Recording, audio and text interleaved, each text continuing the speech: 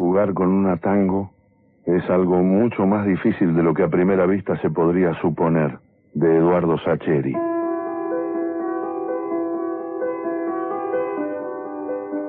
Tal vez para los grandes, con esa facilidad que suelen tener para las simplificaciones abusivas, los dos barrios eran uno solo. Tal vez para los grandes, con su indolencia, su falta de perspectiva, su desatención por los detalles esenciales, la cuadra nuestra, la ochava de nuestras felonías, formaba con las dos manzanas, con las manzanas de alrededor, un único barrio. Pero para nosotros, con la claridad que tienen las cosas cuando uno es chico, los barrios eran dos. El nuestro y el de ellos, esos pibes que vivían a la vuelta. El nuestro eran 4 cuadras, 2 por una calle y 2 por la otra. El barrio era esa cruz perfecta que formaban esas veredas simétricas y nuestras, absolutamente nuestras. A la vuelta estaban ellos, pero a la vuelta, y eso era muy lejos, tan lejos que ese era el barrio de ellos. Cuando teníamos 8, 9 a lo sumo, la autonomía de nuestro vuelo aventurero era escasa. Las madres exigían todavía la molesta condición de poder vernos al asomarse a la vereda, de modo que la vuelta, o sea, el mundo, el universo, quedaba todavía prohibitivamente lejos. Pero a los 11, a los 12, las madres ya empiezan a resignarse a salir a la vereda y a no vernos, a confiar en el Espíritu Santo, a aceptar el dolor y la angustia de sabernos a la vuelta, o a la vuelta de la vuelta, o vaya a saber dónde. Como mucho, pueden exigir el retorno a la hora de la leche, a más tardar, pero no pueden pretender, Dios nos libre, que uno siga en la vereda propia o en la cuadra de casa, habiendo tanto mundo más allá esperándonos. Cuando uno tiene 8 o tiene 9, vaya y pase, pero a los 11 la cosa cambia y cambia para siempre. En una de esas recorridas bicicleta mediante ahí nomás de nuestro propio mundo, aparecieron ellos. Estaban sentados en la vereda contra una de esas casas que eran las de ellos, dejando pasar la vida. Eran 6 o 7, como nosotros, se repartían el fondo de una botella de agua. Se veían sudados y sedientos. En la calle perduraban los cascotes de los arcos. Evidentemente acababan de jugar al fútbol. El ser humano es un bicho dado al desafío, a la competencia. Supongo que fue por eso que alguno de nosotros, alguno de los más osados y pendencieros, seguro que yo no fui, siempre tan tímido, frenó la bici, apoyó un pie en el cordón y se los quedó mirando. Los demás lo habremos imitado obedeciendo a ese reflejo solidario que en la niñez funciona a la perfección y que con los años se va tristemente anquilosando. Primero habrán sido unas preguntas tiradas al voleo y contestadas con evasivas, que de dónde eran, que de dónde éramos, que cuántos eran en su barrio, que cuántos en el nuestro, que de qué cuadro éramos hinchas, que de qué cuadro eran ellos, que si sabían jugar, que si nosotros sabíamos. Después uno de ellos se habrá ufanado de alguna victoria memorable contra otro barrio tan distante como temible y misterioso. Algún lenguaraz de los nuestros habrá replicado con una hazaña aún más espeluznante. Habrá habido un cruce de miradas, alguna seña solo perceptible para entendidos, y el desafío habrá partido por fin de uno de los frentes como una lanza en llamas, clavada ante la tribu rival y belicosa. Ellos se miraron con cara de experimentados, de gente ducha en esos temas. Acordaron la fecha como dudando, como dando a entender que eran tipos muy ocupados. Supongo que, enroscados en sus propias mentiras y en sus respectivas alucinaciones, no notaron el temblor de algunas de nuestras voces, las caras de pánico de los más chicos, las miradas urgentes de los menos osados. Ellos pusieron una sola condición. Ponían la cancha y la pelota.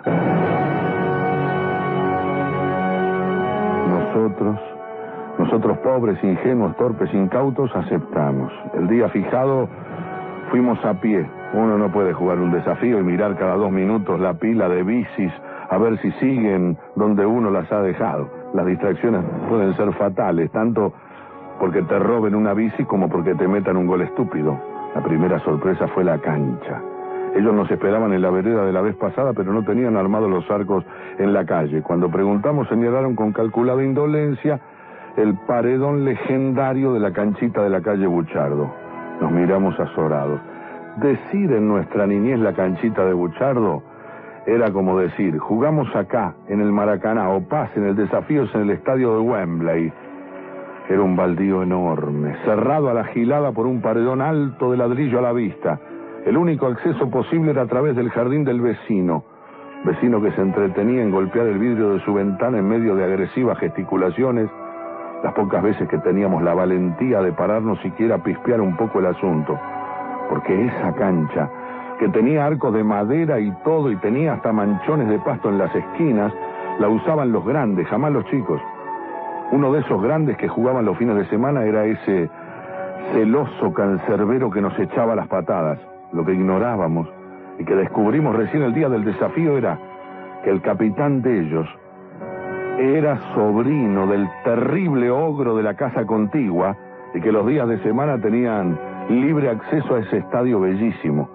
Caminamos la media cuadra dándonos valor con la mirada, ocultando celosamente que jamás en la vida habíamos jugado en una cancha en serio.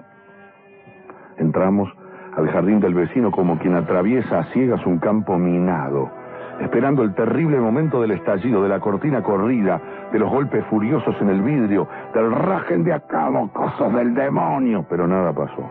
O no estaba o su sobrino le había puesto sobre aviso.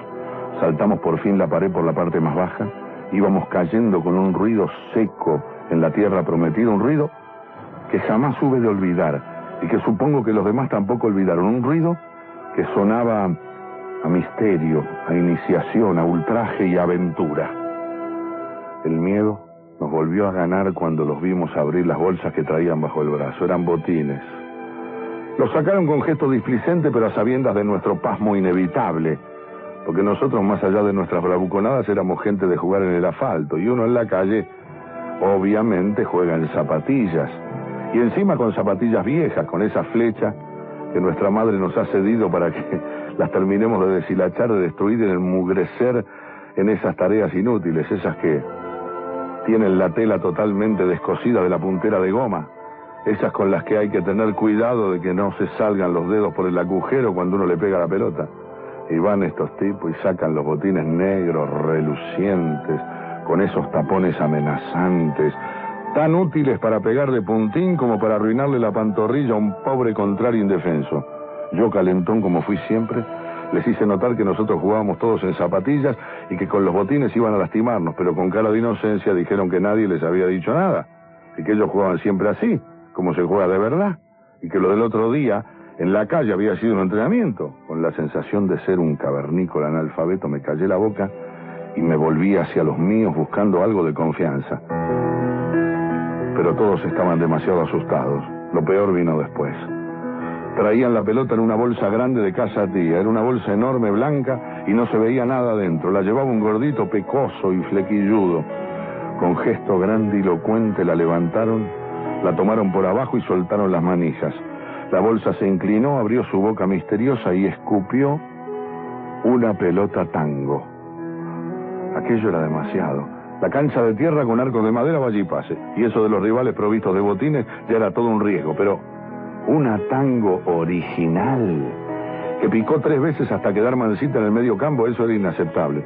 Nosotros, que jugábamos con una número 5 chiquitita de gajos alargados, blancos y negros, que tendía más al óvalo que a la esfera, que picaba para el demonio, al que había que engrasar primorosamente con la grasa sobrante del churrasco, habíamos visto la tango por la tele, en el Mundial 78, y después en la vidriera de la proveeduría deportiva.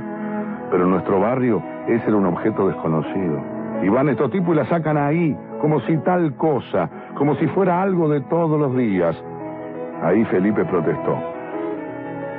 ¿Cómo no la tenían el otro día en la vereda cuando los vimos la primera vez? El capitán de ellos, Walter, creo que se llamaba, se aproximó con la tango entre las manos y nos habló en un tono peyorativamente didáctico, como si se dirigiera a una manga de infradotados. Nos dijo que, como era evidente, esa pelota tenía un plástico recubriendo el cuero y que hacía imposible su uso en la calle, salvo que uno quisiera arruinarla, y que como ellos jugaban siempre en cancha de pasto o de tierra a lo sumo, no se habían imaginado que nosotros pensáramos jugar con una pelota común y corriente.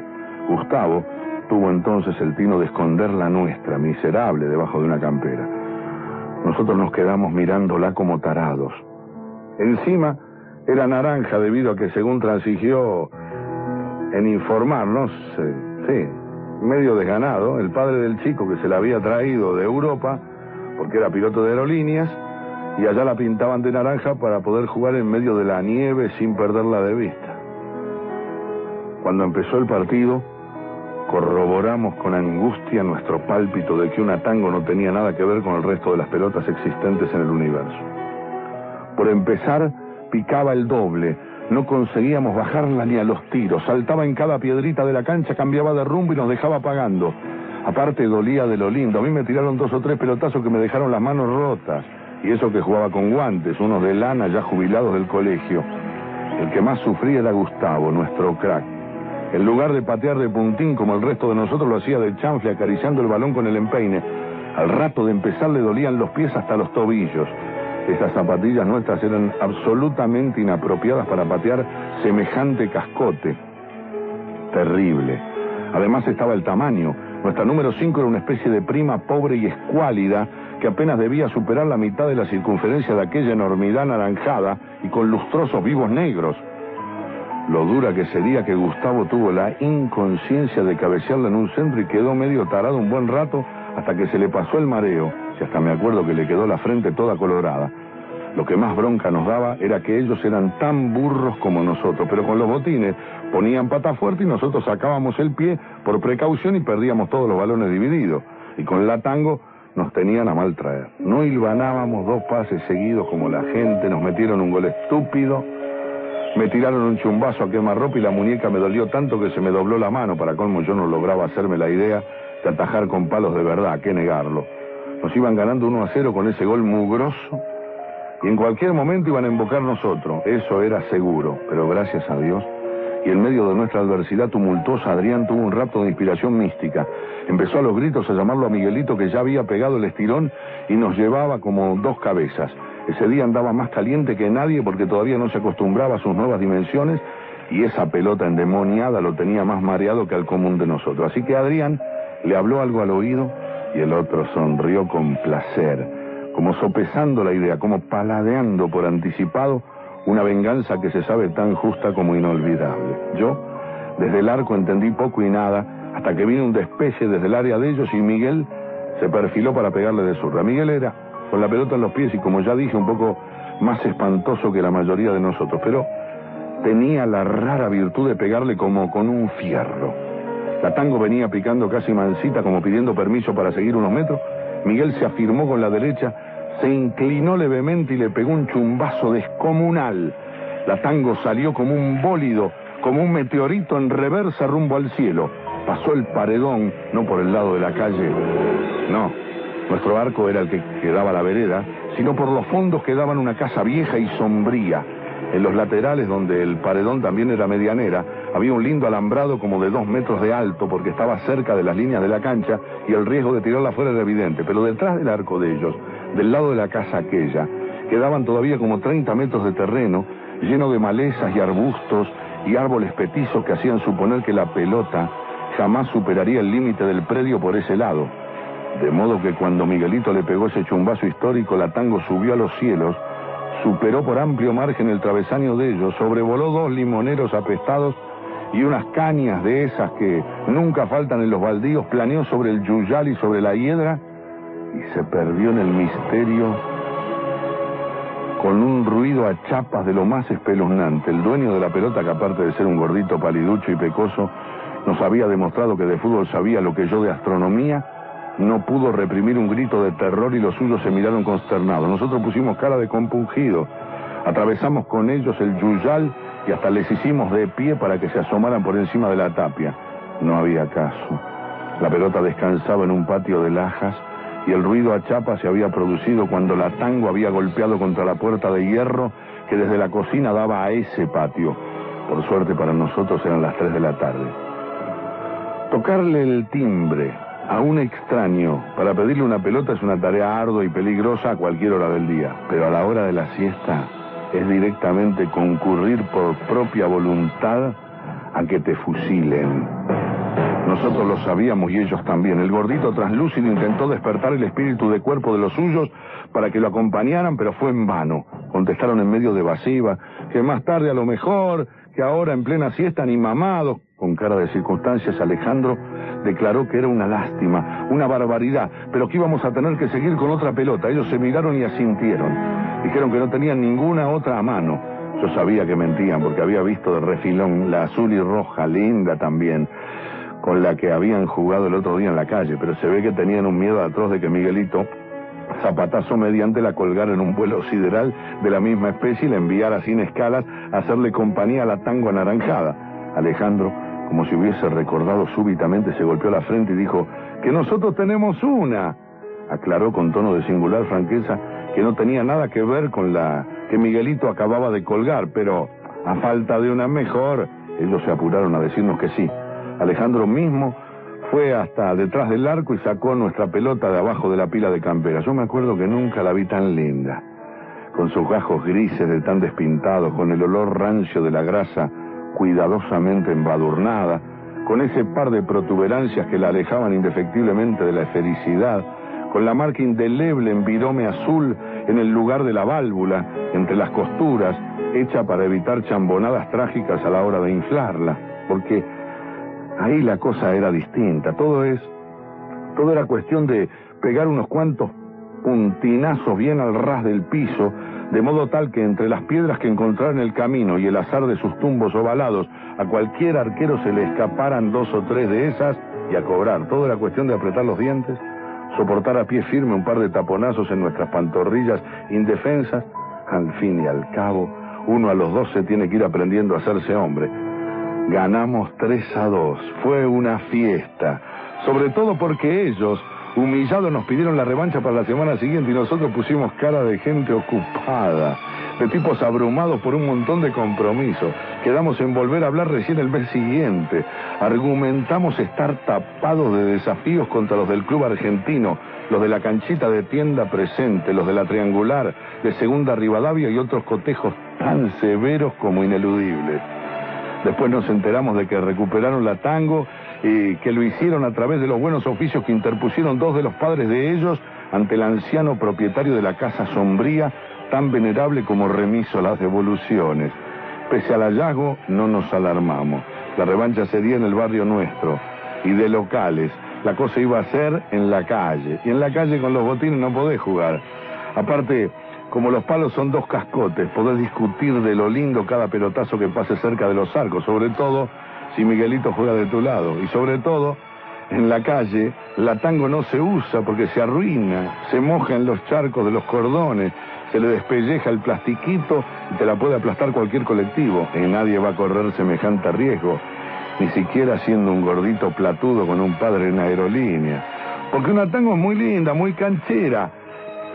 Sí, todo fenómeno, es muy linda, pero sale un ojo de la cara.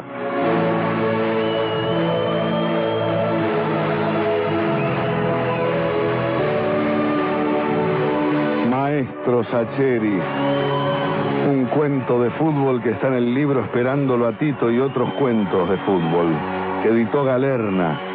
Se llama Jugar con una Tango. Es algo mucho más difícil de lo que a primera vista se podría suponer.